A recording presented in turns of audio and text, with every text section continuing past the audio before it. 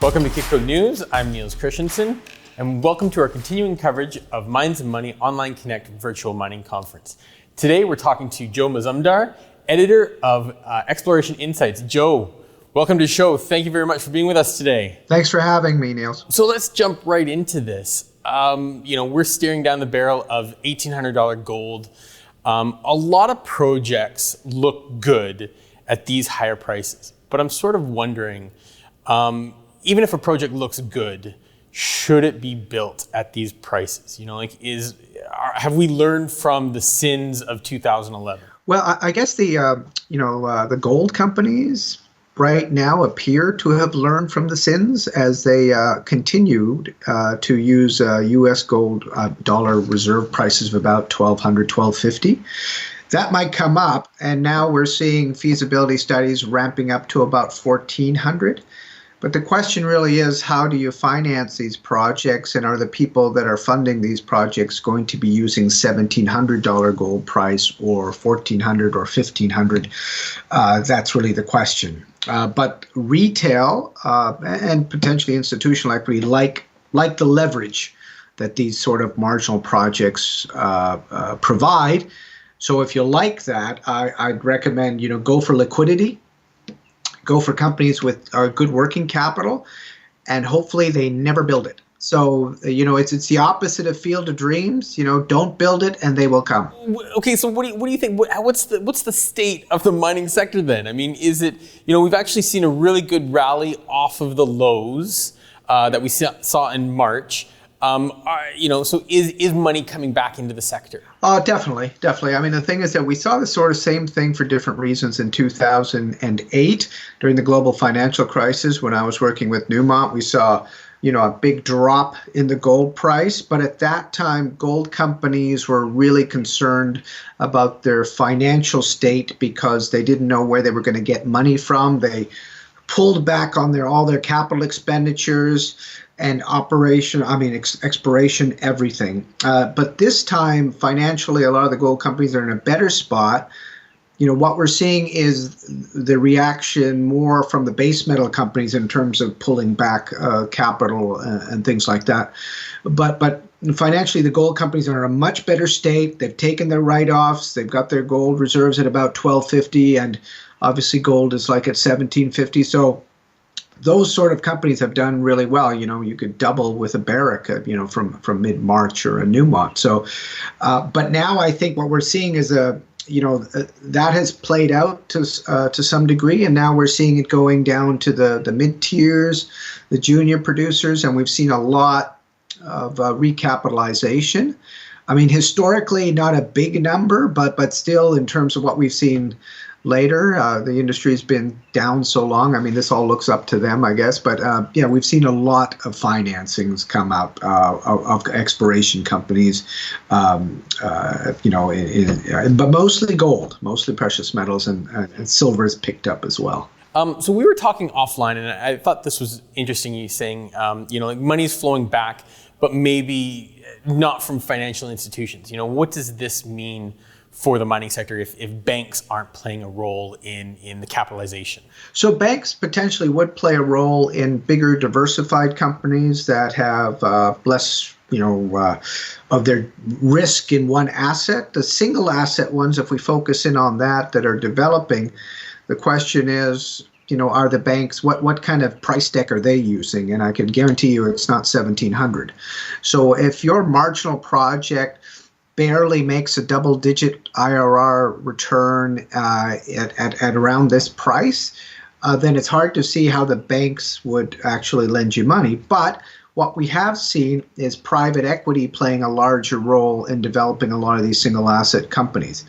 But what ends up happening is the liquidity dries up in those sort of companies and they don't trade much. So it's hard for retail or anybody else to make a lot of money off of those because they don't trade very much. So obviously, the mining sector, we're coming off the COVID lockdown. Do you think does the higher price make up for the lost production that we've seen and lost exploration? What are your thoughts on the state of the market that we're in right now? Yeah, that's an excellent question because, when COVID happened, when we were going to PDAC, it was hitting China very hard, and the industrial production in China, which was, around 5 to 7% on a monthly basis, had dropped to negative 13 to 14% for January and February. And so that hit everything. And then as we were going into March, we were starting to see that obviously on base metals, but also gold plunged. But then as the pandemic moved to the Americas, the biggest impact was on the supply side. So two of the biggest Latin American countries that have been impacted have been Chile and Peru. And so that's impacted copper, and Peru and Mexico as well as impacted silver prices. The COVID impact is, like you said, like restricted and production, especially not so much in the first quarter. We should see a bigger impact in the second quarter, and depending on the company, the price may mitigate the loss of production. It all depends on if your asset is remote, and if it's remote, it might be harder to get back. And whether operationally it's an open pit or an underground, people tend to be closer together. Social distancing a bit harder. And also from a processing standpoint, these mines have to continue, the plant's got to keep working. You can't shut it down. So if you could feed it low-grade stockpile or keep the heap leach going, there's a way to mitigate a bit of the drop in revenue during the lockdowns. So going forward, I mean, COVID has sort of changed everything, like the way we look at and the way we do business and stuff like that. And I'm sort of wondering, what are you looking at companies now for, like sort of in this post-COVID environment? What attracts your attention? Well, again, very good question, because that adds a different layer of execution risk, let's say. So people, let's say, we've restricted precious metals. People are getting money. Money seems to be less of an issue right now. So, but once they get money, I look for, can you actually spend it? So where are your people? Are they in one country and your assets in a different one? And so how long do you have to wait till the borders open up? The less risk that you have to take that's uncontrollable, the better. So, the companies that are doing well for me are the ones that have got money and also have people that can work right now. They're currently drilling, they're currently doing exploration, they're generating news flow. The problem is when you give money to a company and they're sitting there waiting to actually do something, they're only burning G&A. So that's something you should look for when you do these investments, and especially private placements where you're going to have to hold it for 4 months. Okay, last question. M&A activity. I mean, we've seen a lot of activity there. China has been aggressively buying gold projects. What are your thoughts? Do we continue to see more M&A? Are Chinese companies the ones to pay attention to for when it comes to the buyers in this market? Yeah, about a year ago or more, the big wave of M&A was actually from the Australians, because they were seeing a higher local gold price. Their equity was doing well, and they had cash, and cash is important in terms of completing transactions, and they started buying a lot of assets in the Americas. That wave has dissipated. The next wave right now, and it's not as if the Chinese haven't been buying assets before, but now it's making a lot more news. The difference for me is that before, it seemed to me that the Chinese M&A was single bid.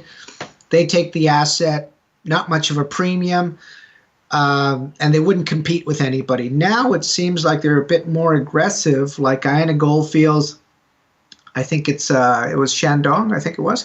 That there was 3 bids on that, and they came over the top.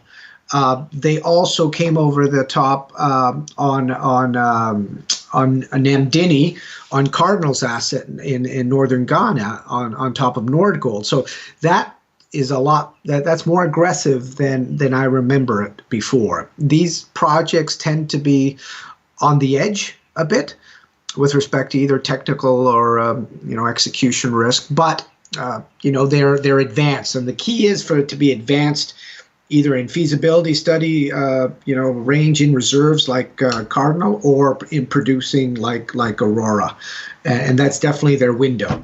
But geopolitically, they don't go to the same places that Western companies tend to go. So it's a bit of a different dynamic.